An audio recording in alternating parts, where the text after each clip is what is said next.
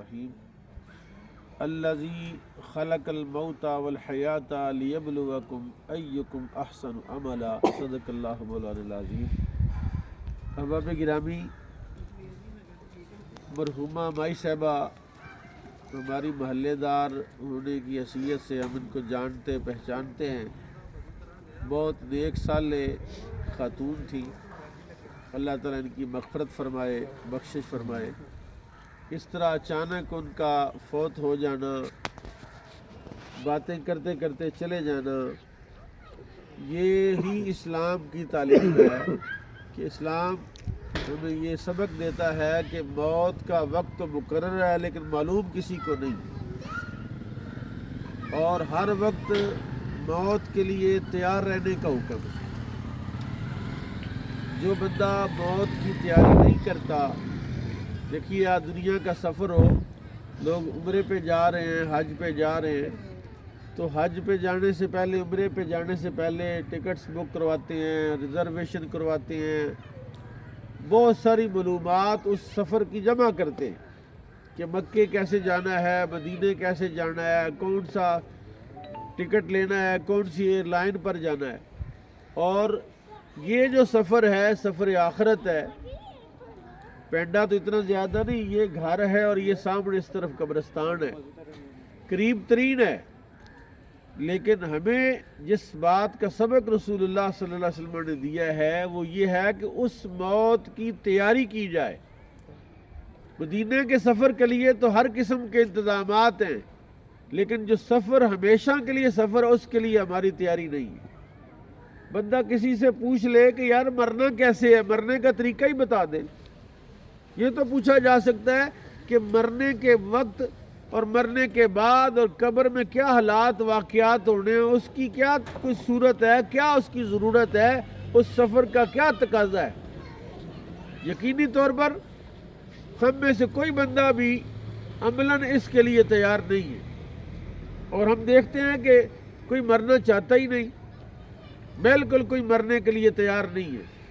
حالانکہ اسلام ہمیں یہ بات سکھاتا ہے کہ جتنی زندگی اہم ہے اس سے زیادہ مرنے کے بعد والی جو زندگی ہے، مرنے کے بعد والا جو مرحلہ ہے وہ اس سے بھی اہم ہے۔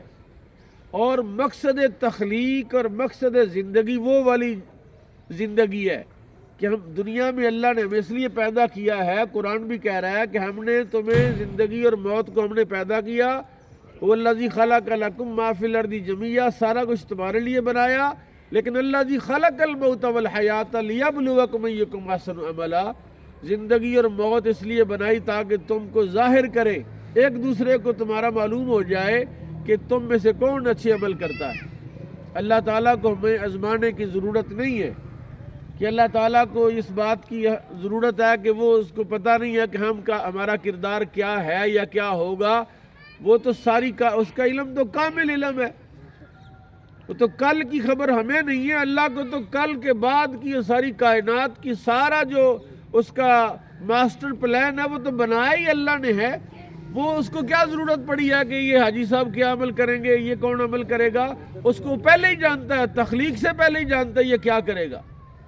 وہ لیبلوکم کا معنی ہے تاکہ تم کو ایک دوسرے پر ظاہر کرے کہ تمہارا ایک دوسرے کے ساتھ ریلیشنز کیا ہیں، اخلاق کیا ہے، کردار کیا ہے، معاملات کیا ہیں، اور اسی بنیاد پر اللہ تمہیں اجر عطا فرمائے گا۔ اسی بنیاد پر اللہ تمہیں اس بات سے نوازے گا کہ یہ بندہ نیک ہے، اس کے لیے قبر کی جو زندگی ہے، کریم آقا نے ارشاد فرمایا قبر المؤمن روضۃ من ریاض الجنہ او حفرۃ من حفر النار۔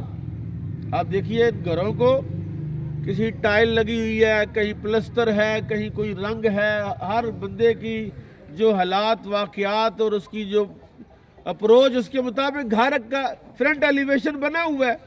اور بھائی یہ چہرے ہیں آپ کے، یہ آپ کا فرنٹ ایلیویشن ہے، اس کو بھی تو چیک کریں، اس کو بھی تو دیکھیں یار، یہ میں نے اپنا چہرہ کس طرح کا بنانا ہے، اور یہ میرا جو چہرہ ہے کیا اس کو دیکھ کر کوئی لگتا ہے کہ یہ کوئی مسلمان کا چہرہ ہے، یہ نیک صالح متقی پرہیزگار کا چہرہ ہے، یہ بدمعاش بد کردار 28 گیرے کا چہرہ ہے، اور اس کی ڈریسنگ کیا ہے؟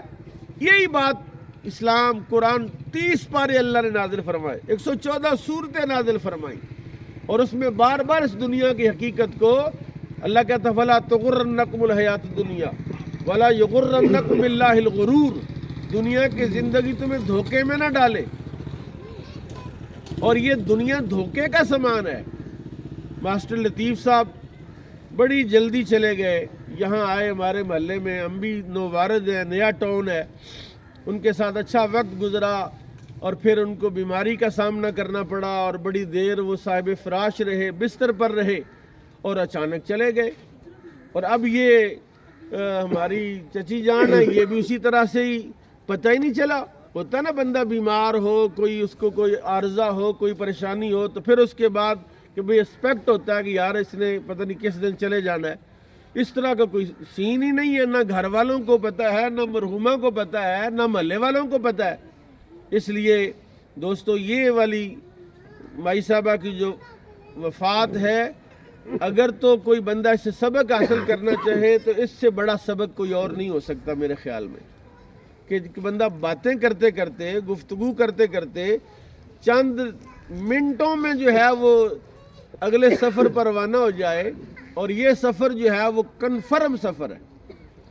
اس سفر کی ساری جو تفصیل ہے وہ قرآن نے بیان کر دی ہے۔ ابھی کس طرح گھر سے جب مائی صاحبہ کو نکالا، کیا کیفیت ہے بیٹیوں کی، بہوؤں کی، گھر والوں کی کیا کیفیت ہے، اور ان کو اٹھا کے کندھوں پر اٹھا کے جب قبرستان تک لے جائیں گے، نبی کریم صلی اللہ تعالی وسلم کیا کہتے ہیں؟ حضور فرماتے ہیں ان کو، میت کو جو کندھا دے گا، 10 قدم لے کے چلے گا، اللہ 10 کبیرہ گناہ معاف فرما دے گا۔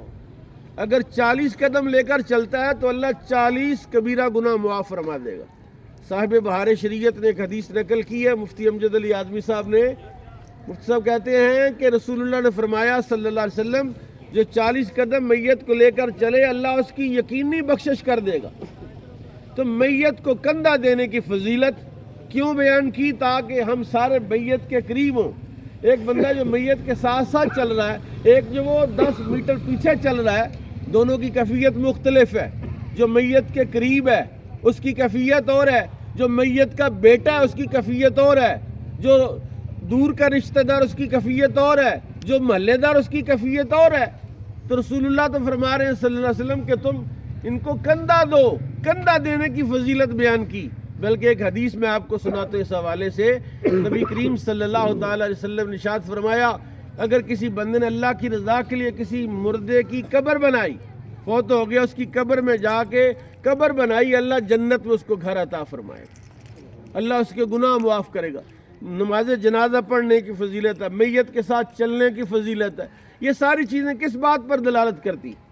کہ اللہ کے نبی امام الانبیاء صلی اللہ تعالی علیہ وسلم ہمیں فرما رہے ہیں کہ تم میت کے قریب رہو، میت کے ساتھ غسل دینے کی فضیلت سماعت فرمائیں۔ کریم آقا نے ارشاد فرمایا، جو میت کو غسل دیتا ہے تو غسل سے تو ظاہر میل کچیل دھلتی ہے، جسم سے صابن لگاتے ہیں، پانی ڈالتے ہیں، فرمایا جس طرح میت پاک ہوتی ہے، میل کچیل سے صاف ہوتی، اس طرح غسل دینے والا گناہوں سے پاک ہو جاتا ہے۔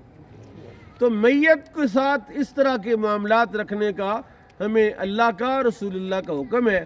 اللہ تعالیٰ مرحومہ مائی صاحبہ کی بخشش فرمائے، ان کے درجے بلند فرمائے، ان کے بچوں کو صبر عطا فرمائے، اور یہ دونوں میاں بیوی جس سفر پر چلے گئے ہیں، جلدی چلے گئے ہیں، اللہ تعالیٰ ان کے بچوں کو ان کا صحیح جانشین بنائے، اور نیکیاں کر کے ان کے لیے سال ثواب کا ذریعہ اور باعث بنائے۔ نیت سماعت فرمائے۔